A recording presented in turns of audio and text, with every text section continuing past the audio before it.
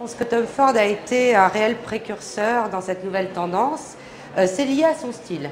Pour Tom Ford, le vrai luxe ne s'affiche pas. Bien sûr, tout ça s'est accentué avec la mode.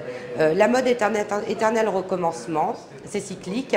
Donc aujourd'hui, on revient vers des tendances des années 80, des années 50. La mode évolue. Et la mode évolue vers une tendance, une envie, un désir de ne pas afficher un sigle apparent, une griffe apparente. Le contexte économique a accentué cette tendance. Aujourd'hui, avant chaque achat, je pense que nos consommateurs et consommatrices réfléchissent. Ils n'ont pas envie de se lasser eux-mêmes très rapidement de leur choix ou d'avoir un produit tellement marqué qu'il pourrait paraître obsolète, vieillot, voire has-been dès l'année suivante.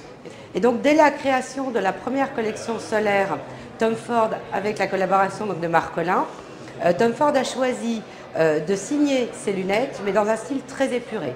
Néanmoins, grâce à ce type de détail d'une branche cylindrique avec bague et d'un verre ouvert, ce détail-là suffit à identifier la lunette comme étant un élément de la collection Tom Ford Solaire. Dernière arrivée D-Squared, collection solaire totalement unisexe qui là reprend tous les grands standards des années 80. Et là, de la même manière, on va retrouver ce principe du siglé mais non montré, avec un verre gravé D-Squared, un bout de branche avec un D au carré, et ici sur la branche, deux D qui se tournent le dos avec un 2 central.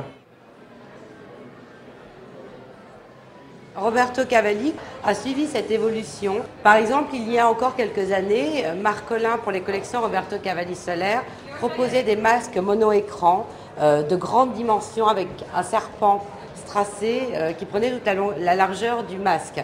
Aujourd'hui, tout en conservant l'identité du reptile de Roberto Cavalli sur un produit tout aussi chic et tout aussi féminin, mais qui colle parfaitement aux tendances actuelles.